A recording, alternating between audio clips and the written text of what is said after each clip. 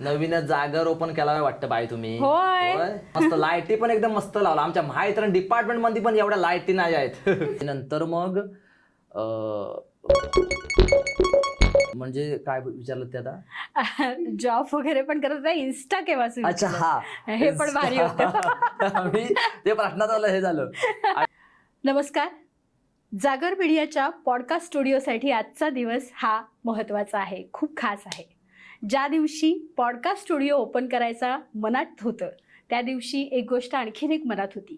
ती म्हणजे आपल्या रत्नागिरीतील काही मातीतील कलाकार ज्यांनी कोकणाला लोकांमध्ये अगदी प्रसिद्ध केलं आहे, जगभरामध्ये प्रसिद्ध केलं आहे. इन्फ्लुएन्सर्स, असे इन्फ्लुएन्सर्स जे मातीतले आहेत, इथली काही तरुण मुलं जे कोकण एका वेगळ्या नजरेने लोकांपर्यंत नेतात. आणि त्यापैकीच एक इन्फ्लुएन्सर तो म्हणजे आपल्या सगळ्यांच्या ओळखीचा गुरव वायरमन, अर्थात अभिषेक गुरव. आज अभिषेक गुरव आपल्या स्टुडिओमध्ये आलेला आहे. आम्ही फार विनंती करून अभिषेकला इथे बोलवलेलं आहे आणि आज त्यांनी आपल्यासाठी वेळ काढलेला आहे त्याच्या बिझी शेड्यूलमधून. तर अभिषेक, तुझं खूप खूप स्वागत आहे जागरच्या या आजच्या कार्यक्रमामध्ये. आम्ही तुला इथे बोलवण्याचं कारण म्हणजे तुझ्या रील्स. तर पहिलाच प्रश्न तुला मी असा विचारेन की इन्फ्लुएन्सर म्हणून सुरुवात करायची हे पूर्वीपासूनच मनात होतं की काही वेगळं करत होतास? काय सांगशील? नाही, पूर्वीपासून असं काय मनात नव्हतं. पण म्हणजे मी 11वी 12वीत वगैरे असताना ना, त्या 10वी म्हणजे 7वी 8वी पासूनच पकडा, मी नाटक वगैरे करायचो. बर. गावात वगैरे असायची ना 12 वर्ष नाटकं किंवा नवरात्र उत्सव नाटक वगैरे करत राहायचो. ओके. तर त्याच्यामुळे नंतर मग 12वी ऍक्च्युली फेल झालो मी. पहिला वर्ष होतं फेल झालो. हा, आणि त्याच्यानंतर मग परत दिली एक्झाम. आणि मग ती देत असताना मी गोगटे कॉलेज येथे रमेश कला अकादमी म्हणून होती, बरोबर, माहिती असेल कदाचित, आता नाही तिथे. तर तिथे ते नाटक वगैरे शिकवायचे प्रॉपर. तर तिथे म्हटलं चल दुपारनंतर होती आणि मी अॅनिमेशन पण हे केला होता, कोर्स स्टार्ट केला होता शिकायला. अॅनिमेशन रत्नागिरीलाच होते, ते वरती आरोग्य मंदिरला होतं. आणि ते करत करत मग नाटक पण ते पण करायला लागलो. तिथून आधी कशी फक्त एक ही होती, म्हणजे कळायचं नाही काय, तिथं कळायला लागलं की अच्छा थिएटर असं आहे, नाटक अशी, मेथड ऍक्टिंग वगैरे, थोडक्यात ऍक्टिंग कशी करायची, थोडी आवड जास्त निर्माण झाली. त्याच्यानंतर एकांका भरपूर गेल्या इकडे, सावरकर किंवा आपले लोकल ह्या असं ना 2 वर्ष ना तेच अॅनिमेशन फक्त नावाला, पण असं इकडे तिकडे एकांकिका म्हणजे असं काय जास्त ते करायला लागलो. एकांकिका हा, असं हौशी असतील किंवा थिएटरच्या असतील.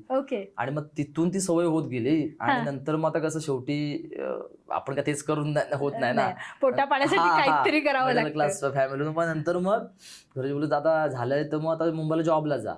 जॉबला जेव्हा गेलो होतो म्हणजे जॉबला, तर तेव्हा असंच वाटलं की युट्यूबला करूया म्हणून. तेव्हा इन्स्टा नव्हतं ओपन केला, युट्यूबला करूया व्हिडिओ.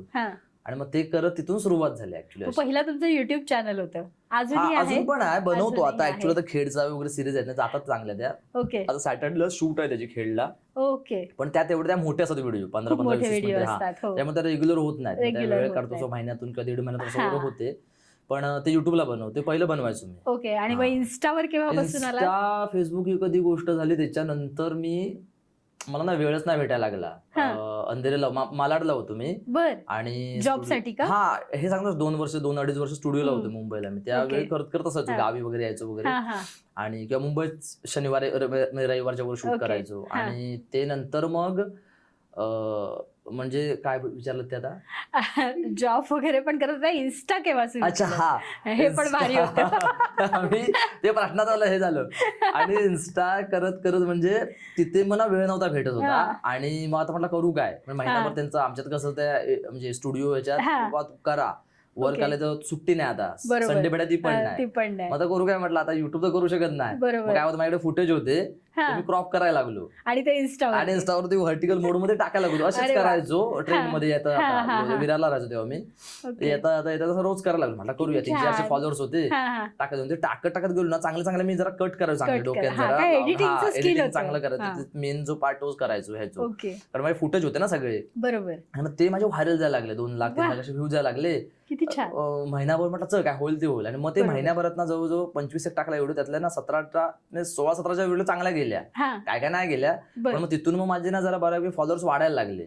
हा मग असं आहे ते. मग म्हटलं मग सुट्टी भेटायला लागली परत, मग म्हटलं आता हे जरा करूया इंस्टाग्राम. नंतर मग मी प्रॉपर संडेला वगैरे शूट करायला लागलो.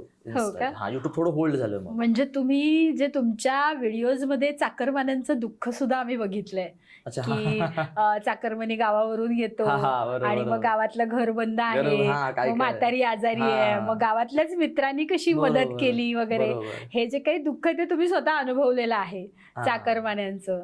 त्यामुळे चाकरमानी बऱ्याच वेळा आम्हाला तुमच्या व्हिडिओमध्ये बघायला मिळाले, कोकणातला.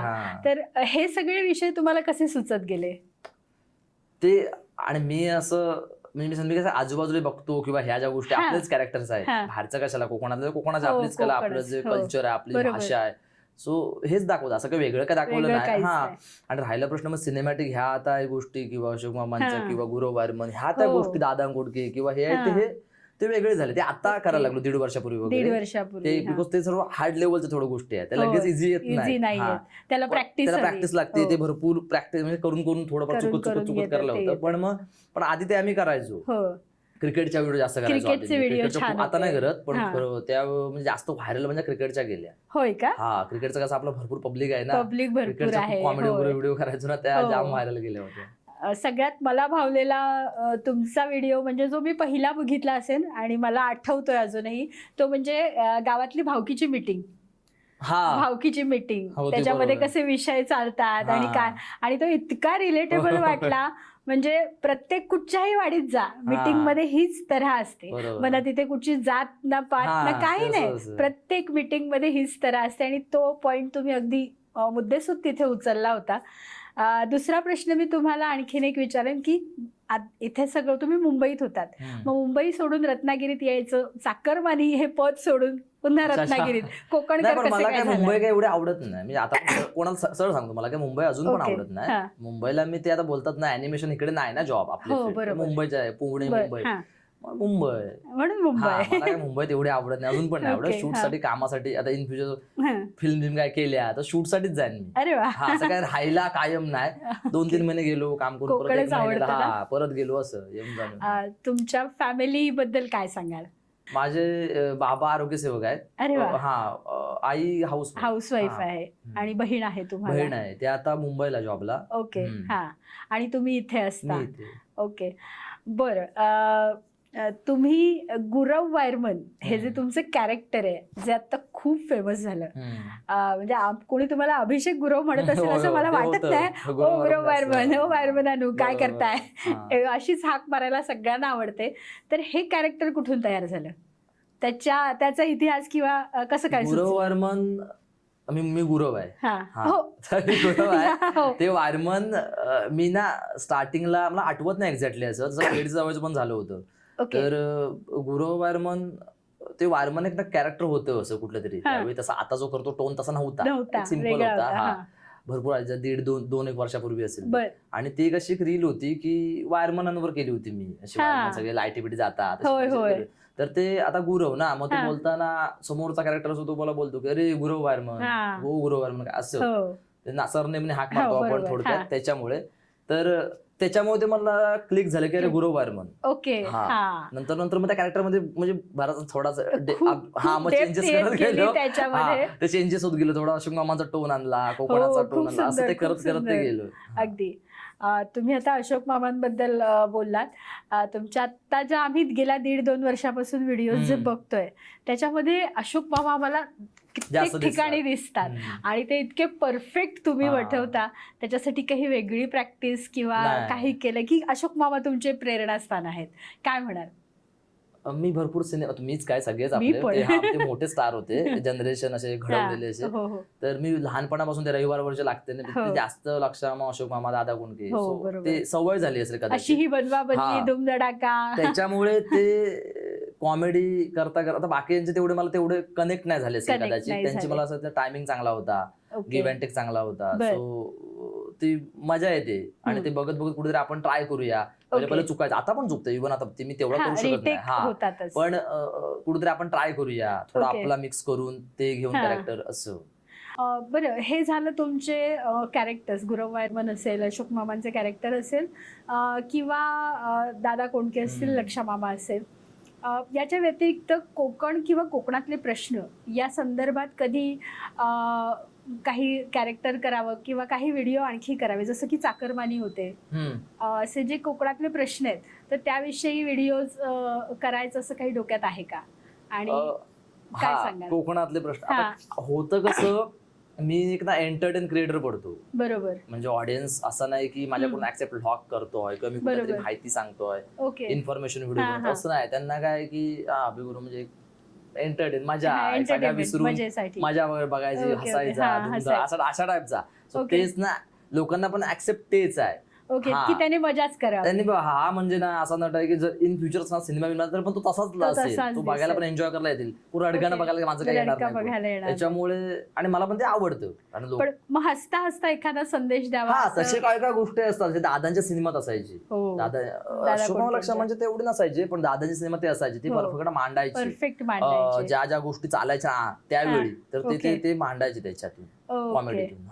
सो तसं काय करता आलं तर आता मी खड्ड्या बिड्ड्यांचं तर घेतो ना गुरु, मध्ये मध्ये घेतो तुम्ही, सरपंच बाई ती झाडं लावते, झाड तर काय जगत नाही, त्याच्याच खड्ड्यात परत 4 वेळा लावत बसतात. हे आता कसं कॉमेडी आहे, पण ते ऍक्च्युअली रिअल आहे ते सगळं. नाही, हे खरंच रियालिटी टच करणार आहे. फोटो काढणार, बाकी राजकारण असंच आहे, तेच आहे ते.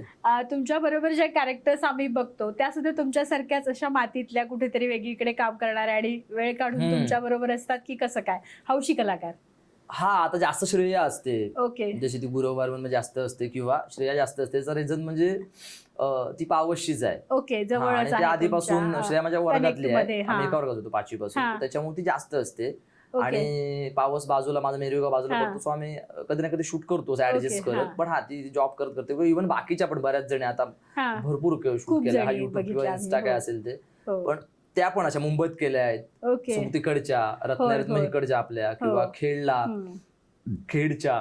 सो असंच म्हणजे ते आपण काम करतो, असं काय हेच नाही. सगळ्यात भारी आणखीन एक माझ्या लेकीला आवडलेला तुमचा व्हिडिओ म्हणजे गुरव वायरमनचं लग्न ठरलंय आणि त्याच्या आधीचे गुरव वायरमनचे दिवस. गुरव वायरमन नव्हे, लग्न ठरलंय आणि आता तो स्वप्न चहा पाणी वगैरे नाहीये. ते एक भारी कॅरेक्टर आहे, अगवेडी खरंच वगैरे. ते कुठून सुचतं एवढं? ते सुचतं म्हणजे ते बोलतात ना, चहा असे आजूबाजू असतात ना असे बोलणारे फोनवर, चहा पण ठरले, साखरपुडा, ते कुठे बघितलं बोलावे लागणार आहे आम्हाला. तर त्याच्यामुळे ते असंच मी केलं होतं एकदा, ते लोकांना आवडलं, मग म्हटलं चला ह्याची करत जाऊया पुढे. छान झाले, ते पण चांगलं झालं. आता पुढे काही शूट अजून प्लॅन आहेत? काय विषय असणार आहेत? शूट प्लॅन म्हणजे काय, आता हे युट्यूब इन्स्टा काय आहेतच, हे करतोच आहे. म्हणजे कॅरेक्टर अजून नवीन नवीन येतील पुढे, कॉमेडी म्हणा किंवा अजून काय काय जास्त कॉमेडी झोन असेल, बिकॉज ऑडियन्सला तो जास्त कनेक्ट होतो. आणि पुढे सिनेमा वगैरे गोष्टी आहे. ऑफर एखादी कोणी विचारलंय? आहे. अरे वा, खूप छान. म्हणजे आम्ही हा इंटरव्ह्यू असा जपून ठेवू. अभिषेक गुरव आमच्याकडे आलेला होता आणि आता तो खूप मोठा स्टार झालेला आहे. स्टार वगैरे असं नाही, पण ते कसे गावातून आलो होतो तर कुठेतरी 70 mm पडद्यापर्यंत छोटा स्क्रीन मोठा, तो एक स्वप्न. बाकी कलाकार म्हणून काय तोच, ऍक्टर म्हणून तोच आहे. पण मग तुम्हाला पुन्हा मुंबईत जावं लागणार. मुंबईला नाही, आय थिंक साताराला वगैरे शूट आहे. हो का? अरे वा, किती छान. बाकीचे तुमचे विषय तर खूप सुंदर असतात. चहा पाण्याचा विषय असेल, चाकरमानी असेल, किंवा तुमचे गुरव वायरमन हे कॅरेक्टर असेल, लक्षा मामा, आणि हे तर तुम्ही खूप सुंदरच करता. दादांविषयी एवढी माहिती गोळा करणं, त्यांचा तो टोन पकडणं आणि त्यांच्या शैलीमध्ये सादर करणं, आपलं कोकणी मिक्स होतं, कसं काय शक्य? ऍक्च्युअली दादांचा ना हार्ड आहे खूप त्याचा काय होतं, त्यांचा आवाज ना टोन वेगळा आहे थोडा. म्हणजे टायमिंग आहे कॉमेडीची, तर ते ना अभ्यास करावा लागतो. पिक्चर ना भरपूर बघितले मी, आधी पण बघितले, पण आधी कसं एक एन्जॉय म्हणून, नंतर ते युट्यूबला असे आहेत ना, मग ते सीन पण असं कट केलेले, भरपूर अपलोड केलेले असतात, तर मग ते बघायचो. मग ते थोडं बघत गेलो कसा ट्राय करूया आपल्या याच्यात थोडाफार. मग ते असं आहे, पण तो हार्ड आहे ऍक्च्युअली. म्हणजे भरपूर मध्ये हे होतं. तुमचं सगळ्यात आवडतं कॅरेक्टर कोणतं? माझं आवडतं कॅरेक्टर गुरव वर्मा. पर्सनली माझंच आहे ना, त्याच्यामुळे जास्त आवडतं, म्हणजे लोकांना पण आवडतं. दुसरं करायला मला मजा येते अशोक मामांचे, जे सगळे कामाचा धुमधडाका सगळे केलेत ते, अजून भरपूर आहेत. त्यांचं दादांचं आवडतं मला करायला, लक्षामाचं आवडतं, हे जास्त आवडतं. बिकॉज मी ज्यांना बघत आलो, जे माझ्यासाठी मोठे स्टार आहेत, कुठेतरी त्यांच्यावर व्हायचा ट्राय करायचा, हा तर हेच आहे. बाकी मी आजकालचे त्यांचे एवढं कॉमेडी नाही जात कोण मराठी इंडस्ट्री, त्याच्यामुळे एवढं बघत नाही, पण त्यांचे मला आवडतो जास्त. सो तो प्रभाव दिसतो माझ्यावर, चांगला दिसतो तो. लोक कधी बोलत नाही ओव्हर होतोय किंवा कुठेतरी फेक वाटतंय, ते नॅचरली येतं. आणि अजून काय पाहिजे तेच. आणि तुमचा हा सगळा प्रयत्न एका चांगल्या यशस्वी वाटचालीकडे चाललेला आहे, हे आमच्यासाठी, रत्नागिरीकरांसाठी, पावसकरांसाठी खूप प्रेरणादायी आहे. गुरव वर्मन आमच्या स्टुडिओची पाहणी करायला आले तर ते कशी पाहणी करतील? गुरव वर्मा काय रे, मोठ्या मोठ्या लाईटी लावलाय तुम्ही, चांगल्या लाईट गेल्यावर गुरव वर्मा येतो. लाईट चांगल्या लागल्यात की नाही त्या तरी बघा. लाईटी चांगल्या, ते कम्प्लीट आहे ना, काय मस्त लाईटी लावला हो बाई, कम्प्लीट असा आहे त्याचा टोन आहे तो थोडा. काय प्लीज एक इन्स्पिरेशन. काय बोलणार, जागर मध्ये आलाय. जागर काय नवीनच आहे चॅनल आमचं, नवीनच जागर ओपन केला वाटतं बाई तुम्ही. होय, आता काय करायचं, घरात बसून राहिला ना. बरोबर, मस्त लाईटी पण एकदम मस्त लावला. आमच्या माहिती डिपार्टमेंट मध्ये पण एवढ्या लाईटी नाही आहेत, सांगू नका त्यांना. असंच टोन आहे तो. ओके, मस्त, खूप छान. आणि आज तुम्ही वेळात वेळ काढून जागरला भेट दिलीत, स्वतःविषयी छान सांगितलं, पुढच्या प्रवासाचं ही थोडक्यात हिंट दिलेली आहे. आणि त्या प्रवासासाठी तुम्हाला आमच्याकडून, जागरच्या टीमकडून खूप खूप शुभेच्छा. धन्यवाद इथे आलात त्याबद्दल. ओके.